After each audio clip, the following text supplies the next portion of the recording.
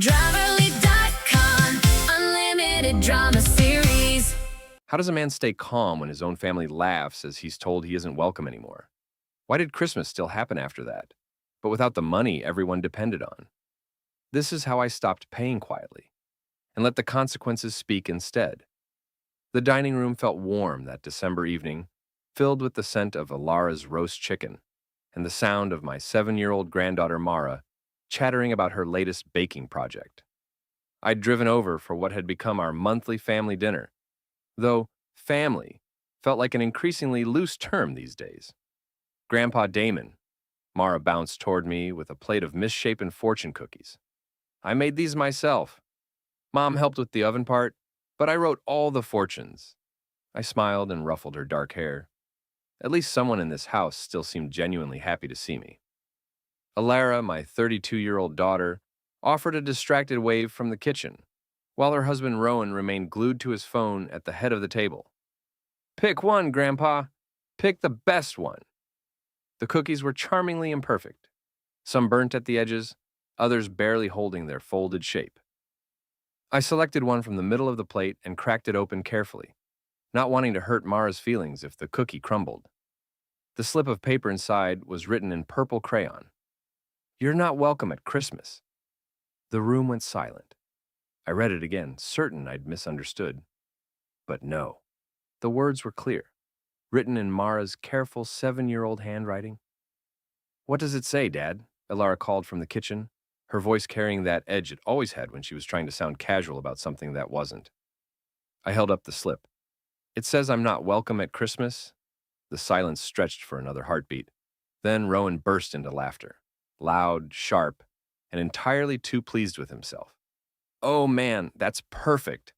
Mara, you little comedian." Alara emerged from the kitchen, drying her hands on a dish towel. She glanced at the slip, then at me, then quickly away. "Mara, honey, what other fortunes did you write?" But Rowan was still chuckling. "You have to admit, Damon, that's pretty funny. Not welcome at Christmas. Like she knows you're the Grinch or something?" I folded the slip of paper carefully and placed it in my wallet. "Very creative, Mara." My granddaughter looked confused. Did I spell something wrong? Daddy helped me with that one. The room went quiet again, but this time, the silence had weight.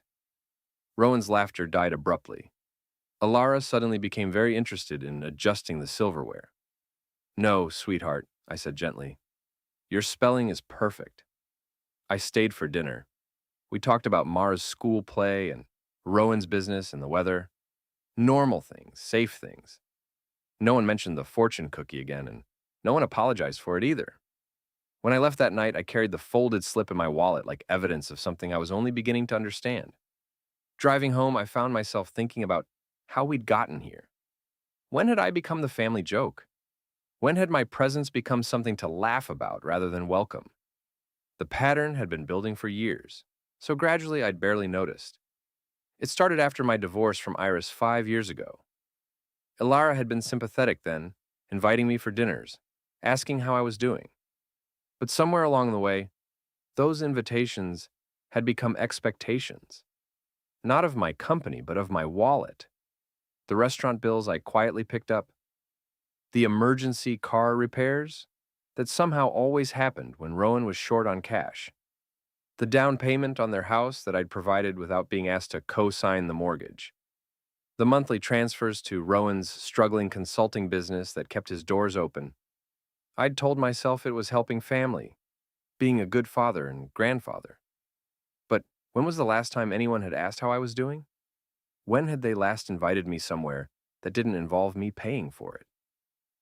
My phone buzzed with a text from Alara. "Thanks for dinner tonight, Dad. BTW. Can you Venmo me for Mara's dance classes? The payment is due tomorrow." Not, "Can you help with dance classes?" or "Would you mind covering this month?" Just the assumption that I would, and the instruction on how to send the money.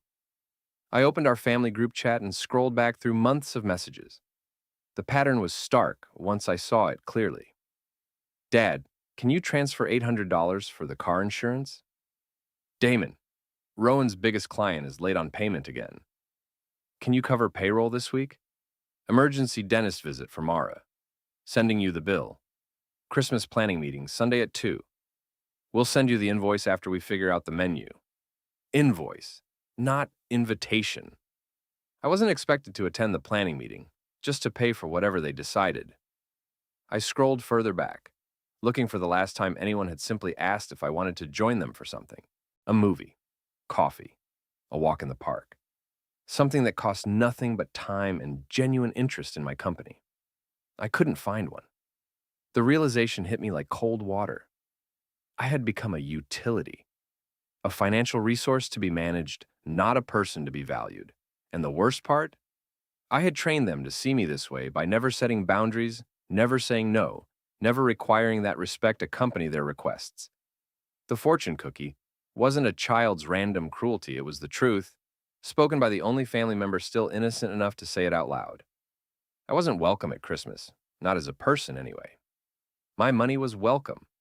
My presence was tolerated as long as it came with my checkbook. That night, I sat in my home office and opened a spreadsheet.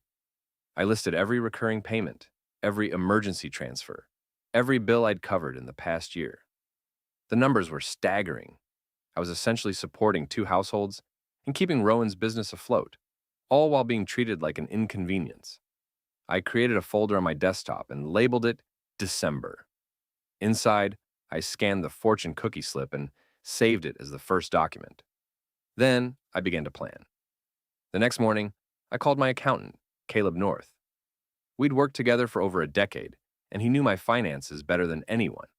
Caleb, I need you to prepare a complete analysis of all my outgoing payments to family members. Everything. Direct transfers, bill payments, business investments. I want to see the full picture. Is everything all right, Damon? Everything's about to be very clear. How soon can you have that ready? Give me 2 days. While I waited for Caleb's analysis, I did some investigating of my own. Rowan's business, North Peak Consulting, had been struggling for 3 years. I knew this because I'd been quietly covering his shortfalls, but I'd never looked at the bigger picture. A few discreet inquiries revealed that, without my monthly infusions, the business would have closed 18 months ago. Rowan's temporary cash flow issues were actually structural insolvency masked by my money. I also discovered something interesting. Despite all my financial support, I had no legal stake in the business. No ownership, no voting rights, no claim to assets. I was a creditor with no contract, an investor with no equity. Legally, I could stop the payments tomorrow and have no obligations whatsoever. Caleb's report arrived on Wednesday, and the numbers were even worse than I'd calculated. In the past year alone, I'd transferred $47,000 to Alara and Rowan. This included monthly business loans to North Peak Consulting, $18,000, household expenses, mortgage help, utilities, car payments, $12,000, emergency expenses, $8,000, holiday and birthday expenses, $4,500, miscellaneous requests, $4,500, nearly $50,000, and I couldn't remember receiving a single thank you note. The payments had become so routine that gratitude had evaporated entirely. Caleb, I said during our meeting, if I stopped all these optional payments immediately, what would be my legal exposure? None. You're not contractually obligated to continue any of this support. The business loans aren't formal loans. They're gifts, technically. You could stop everything tomorrow. And if I wanted to phase them out over a specific timeline, that's entirely your decision. You could stop immediately, gradually reduce them, or set an end date. Completely up to you. I thought about the fortune cookie slip in my wallet.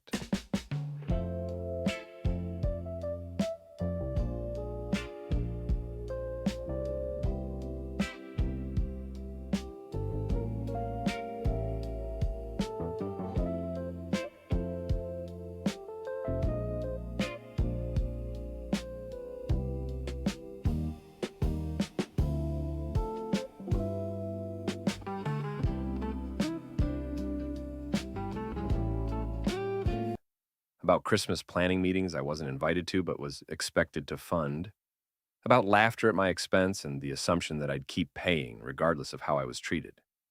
Caleb, I want all optional family payments to end on December 15th. Set up the timeline so that any automatic transfers stop then. Don't reduce them gradually, just stop them. And prepare documentation showing that these were gifts, not loans, so there's no confusion later. Are you sure about this timeline right before Christmas? I'm absolutely sure. They've made it clear I'm not welcome at Christmas anyway. I'm just making sure they can plan accordingly. Next, I visited my attorney, Lena Brooke. I wanted to ensure that my financial disengagement was completely legal and that I was protected if anyone tried to claim I owed them continued support. Lena, I need to understand my legal obligations to my adult daughter and her family. I've been providing substantial financial support, and I want to stop. What's my exposure? Lena reviewed the documentation Caleb had prepared. You have no legal obligation to support your adult daughter or her family. The business support you've provided appears to be gifts, not loans, based on the lack of formal agreements. You can stop any time. What if they claim I promised ongoing support? Without written agreements, that would be very difficult to prove. And even if you had made verbal promises, you can't be forced to continue indefinite financial support. You're not a business partner, just a benefactor. Benefactors can stop giving. Good. I want this done cleanly, with no room for legal challenges later. I'll prepare a memo documenting the gift nature of your previous support and confirming your right to discontinue it. Just to be thorough. I left Lena's office feeling lighter than I had in months. For the first time in years, I was taking control instead of simply reacting to demands. That evening, I updated my December folder with Caleb's analysis and Lena's memo. Then, I opened my banking app and began canceling automatic transfers. Each cancellation felt like removing a weight I'd been carrying for so long, I'd forgotten what it felt like to stand up straight. The last thing I did was set a calendar reminder for December 15th. Final transfers end. New chapter begins. The beauty of stopping financial support is that it happens in silence. No dramatic confrontations, no angry phone calls, just the quiet absence of money that was never truly appreciated anyway. I watched the family group chat over the next week with detached fascination. The Christmas planning continued with elaborate enthusiasm. Found the perfect venue. It's $1,200, but totally worth it. Catering estimate came back at $800 for the menu we want. Mara's dress for Christmas photos is $150. So cute. Wine and decorations will probably run another $400. Dad, we'll send you the total bill once everything is finalized. Should be around $2,500. Not a request, not a question. Just an assumption that I would pay, paired with casual dismissal of my actual presence at the event they were planning with my money. Meanwhile, the automatic transfers I'd canceled began to create ripples. Rowan's business account, accustomed to my monthly $1,500 injection, went into overdraft when payroll hit. He covered it from personal funds, probably assuming my transfer was just delayed. Elara's mortgage payment, which I'd been supplementing by $800 monthly, went through on her account alone for the first time in 2 years. She texted me, "Dad, I think there was a problem with this month's transfer. Can you double check?" I responded, "I'll look into it." I wasn't lying. I was looking into it. I was looking into how it felt to not send money automatically, and it felt excellent. The most interesting development was at North Peak Consulting. Without my regular infusions, Rowan had to actually manage cash flow. A major client payment that was 2 weeks late suddenly became a crisis instead of a minor inconvenience. He started chasing receivables with urgency I'd never seen before.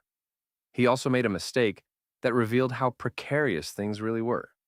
He gave Christmas bonuses to his 3 employees, based on the assumption that my December payment would arrive as usual. When it didn't, he had to cover $4,500 in bonuses from an account that couldn't spare it. I knew this because one of his employees, Marcus, happened to be the son of my neighbor. Small world. Marcus mentioned over the fence that work had been weird lately. Bonuses followed immediately by warnings about temporary cash flow challenges. "Mr. Vosel," Marcus said, "is Mr. Hale's business doing okay? He seems really stressed about money lately." "Business can be unpredictable," I replied. I'm sure he'll figure it out. By December 10th, the pressure was building. Rowan's business credit line was maxed out. Alara was juggling household expenses without her usual backup, and the Christmas planning had reached the point where deposits were due. That's when I received the text that confirmed everything I'd suspected about my role in this family. Dad, we need the Christmas payment ASAP. Venue wants their deposit tomorrow and catering needs confirmation. Can you Venmo $1,500 by tonight and we'll settle the rest later? Not, would you like to contribute to Christmas? Not, can you help us with the celebration? Just a demand for immediate payment, with the assumption that I would comply without question. I responded, I'll get back to you on that. The next morning, I received a more urgent message. Dad, seriously need that payment today. Already told everyone Christmas is confirmed. I realized they had planned an Don't leave. Let me explain. Explain a shade I don't own. Watch more on Grammarly.com. entire Christmas celebration, invited guests, booked venues, ordered food, without actually confirming they could pay for it. They had simply assumed my money would be available when needed, like a credit card, with no limit and no monthly statements. The assumption was so complete, so unquestioned, that they hadn't even considered the possibility that I might not pay. They had built their holiday plans on the foundation of my wallet without ever asking if I wanted to be part of the actual celebration. On December 12th, 3 days before my self-imposed deadline, I received a call from Alara. Her voice was strained in a way I hadn't heard since she was a teenager, asking for help with a problem she'd created. Dad, we really need to talk about Christmas funding. Things are getting complicated. What kind of complications? Well, the venue is threatening to cancel if we don't pay the deposit by tomorrow. And Rowan's business account is tied up with some client payment delays. We just need you to cover things temporarily, like always. Like always. There it was. The assumption that had become so embedded in our relationship that she stated it as simple fact. I would pay, like always, because that's what I was for. I'll think about it, I said. Dad, there's no time to think about it. We need the money tomorrow. Then you should probably figure out where you're going to get it. The silence on the other end of the line was profound. I don't think it had ever occurred to her that I might not provide whatever money was needed, whenever it was needed. What do you mean? She asked finally. I mean exactly what I said. You need money tomorrow, so you should figure out where you're going to get it. But you always... I know what I always do, Alara. The question is what you're going to do. I hung up gently without anger or drama. Just a simple end to a conversation that had revealed everything I needed to know about how this family saw me. 2 days later, December 15th arrived. My calendar reminder popped up. Final transfers end. New chapter begins. I opened my banking app and confirmed that all automatic payments to Alara and Rowan had stopped. No more mortgage help. No more business bailouts. No more emergency transfers. It was done. The next few days unfolded with the inevitable logic of gravity. When you remove the foundation, the structure falls. Not dramatically, but steadily, predictably, completely. Rowan's business was the first domino. Without my December payment, he couldn't make payroll on the 18th. He had to take a cash advance on his personal credit cards to pay his employees, a move that pushed his household finances past the breaking point. The Christmas venue called on December 19th to confirm final payment. Alara stalled for 2 days, hoping I would relent and provide the money as I always had. When I didn't, she had to cancel the booking. The deposit was forfeit, $400 they couldn't afford to lose. The catering company was more flexible, allowing her to downgrade from the elaborate spread they'd planned to a basic package that cost half as much. But even that reduced amount strained their resources.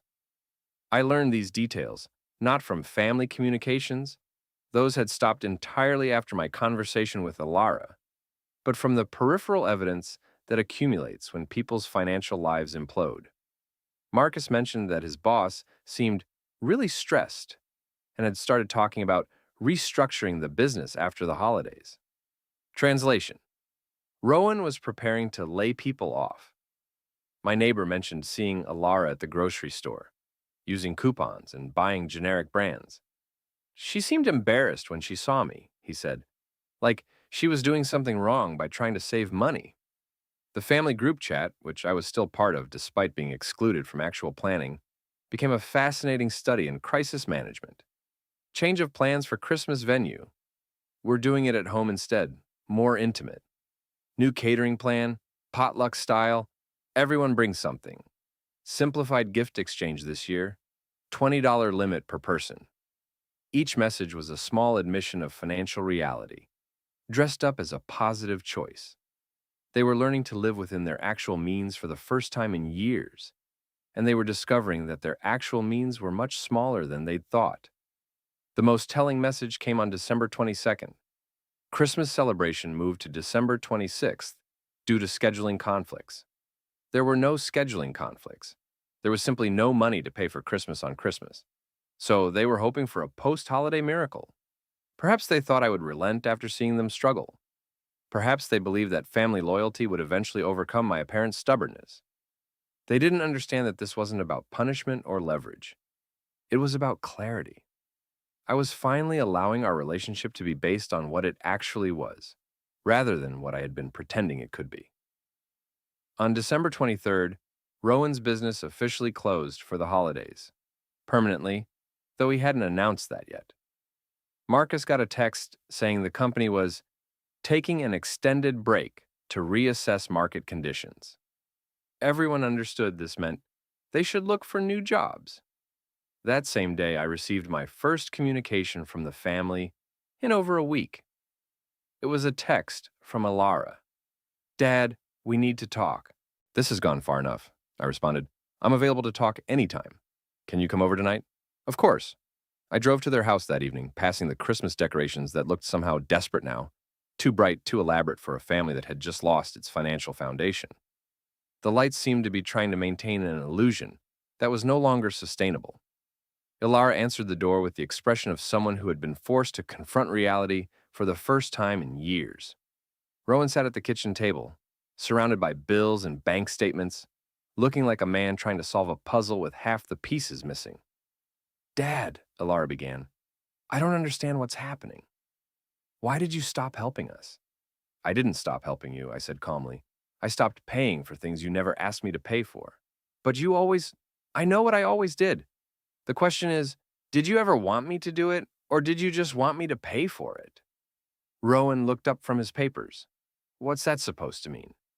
"It means I haven't been invited to Christmas in 3 years, but I've paid for it every time. It means you plan family events without including me, then send me the bill. It means my granddaughter writes fortune cookies telling me I'm not welcome, and everyone laughs." "That was just a joke," Alara said weakly. "Was it? Because from where I'm sitting, it looked like the truth finally spoken out loud." I pulled the folded slip from my wallet and placed it on the table. This is what made me realize something important. You don't want me at Christmas. You want my money at Christmas. And once I understood that, everything became very simple. Rowan's face was flushed. "So you're punishing us? Destroying our Christmas because of a stupid fortune cookie?" "I'm not punishing anyone, Rowan. I'm just not paying for things anymore. If that destroys your Christmas, then your Christmas was never really yours to begin with." The room fell silent. I could see them both struggling with concepts they'd never had to consider. The difference between help and dependency, between family support and financial exploitation, between gratitude and entitlement. "What do you want from us?" Ilara asked finally. "I don't want anything from you," I said. "That's the point. For the first time in years, I'm not asking you for anything, and I'm not giving you anything you didn't ask for. We can finally see what our relationship actually is, instead of what my money was making it appear to be." I stood to leave. "If you want to build something real between us, I'm interested. But it has to be based on what we actually offer each other, not on what I can afford to give you." I left the fortune cookie slip on their table, evidence of the moment when the truth had finally been spoken, and I had finally been ready to hear it. Christmas came and went without me, which was exactly what the fortune cookie had predicted. I spent the day reading, taking a long walk, and having dinner with my ex-wife Iris, who had maintained a respectful friendship with me after our divorce. "How are you feeling about all this?" she asked over coffee. "Relieved," I said, and realized it was completely true. For the first time in years, I know exactly where I stand with them. There's clarity in that, even if it's not the clarity I would have preferred. Do you think they'll come around? I think they'll adapt. People are remarkably good at adjusting to new realities when they have to. I was right. Over the next week, I watched from a distance as Alara and Rowan began the process of rebuilding their lives within their actual means. Rowan started looking for employment rather than trying to save his failed business. Ilara began budgeting with the precision of someone who could no longer count on external rescue. They had a small Christmas celebration on December 26th, funded entirely by themselves. I know this because Mara called me on December 27th. Grandpa Damon, we had Christmas yesterday. It was different, but it was nice. Mom made cookies and Dad played guitar and we watched movies. That sounds wonderful, sweetheart. Mom seemed sad, though. She kept looking at her phone like she was waiting for someone to call. Sometimes adults have to figure out new ways to do things. It can be sad at first, but then it gets better. Are you going to come to our next Christmas? I don't know, Mara.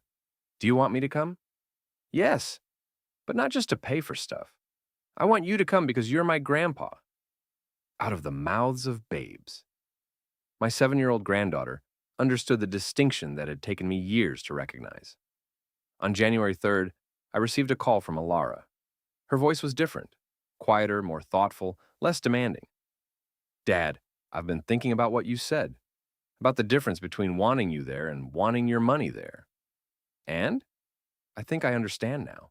I think we stopped seeing you as a person and started seeing you as a resource. And I'm sorry about that. Thank you for saying that. The thing is, I don't know how to fix it. I don't know how to have a relationship with you that isn't based on money because that's all it's been for so long. We could start small, I suggested. Coffee sometime, just to talk. About what? About whatever you want to talk about. Your work, Mara's school, books you've read, places you'd like to travel. Things that don't cost money. That sounds nice, she said, and for the first time in years, she sounded like she meant it. We met for coffee the following Saturday. It was awkward at first. We'd forgotten how to talk to each other without the underlying current of financial need and obligation. But gradually, we found our way to safer ground. She told me about her job, her worries about Mara, her thoughts about going back to school. I told her about the book I was reading, my plans to travel, my reflections on what I wanted the next phase of my life to look like. It wasn't the relationship we used to have, and it wasn't the relationship I had once hoped we might build. But it was honest. It was based on choice rather than need, on interest rather than obligation. Dad, she said as we were leaving, I want you to know that we're going to be okay. Financially, I mean. Rowan got a job offer, and I'm picking up extra hours. We won't need your help anymore. I'm glad to hear that. But I hope we can still see each other sometimes. Not because we need anything, but just because. I'd like that very much. 3 months later, I received an invitation to Mara's 8th birthday party. Not a bill for the party, an actual invitation, asking if I would like to attend. The party was small, held in their backyard, with homemade cake and simple decorations. I brought a gift I had chosen myself, not a check to cover expenses I hadn't been consulted about. During the party, Mara pulled me aside. Grandpa, I'm sorry about that fortune cookie. I didn't mean to hurt your feelings. You didn't hurt my feelings, sweetheart. You told me the truth, and sometimes the truth is exactly what people need to hear. But you are welcome now, right? Like, really welcome? I looked around at the modest celebration, at Alara and Rowan managing everything themselves, at the genuine smiles instead of forced gratitude, at the absence of any expectation that I would pay for or fix or supplement anything. Yes, I said. I think I really am welcome now. As I drove home that evening, I thought about the folded slip of paper that had started this entire transformation. You're not welcome at Christmas. 7 words that had forced me to confront a relationship built on financial dependency rather than genuine affection. The fortune cookie had been right, of course. I hadn't been welcome at Christmas, not as myself anyway. My money had been welcome. My checkbook had been invited. But me? The person behind the payments? I had been tolerated, managed, leveraged, but not truly welcomed. Now, finally, I was learning what it felt like to be wanted for who I was, rather than what I could provide. It had cost me nearly $50,000 a year and the illusion of a close family relationship. But in return, I had gained something more valuable: the knowledge that any relationship I built going forward would be based on genuine mutual interest, rather than financial need. The fortune cookie had delivered exactly what it promised: a fortune. Not the kind measured in dollars, but the kind measured in clarity, self-respect, and the possibility of authentic connection. Sometimes, the best gifts come in the most unexpected packages. Sometimes the truth that hurts the most is the truth that sets you free. And sometimes, the most loving thing you can do for people is to stop enabling them to take you for granted. I kept that fortune cookie slip in my wallet for months afterward, not as a reminder of hurt feelings, but as a reminder of the moment I finally chose to value myself as much as I had been valuing others. It was a small piece of paper that had changed everything, not by telling me something I didn't know, but by finally giving me permission to act on something I had known all along. The bill had come due, and for once, I hadn't been the one expected to pay it.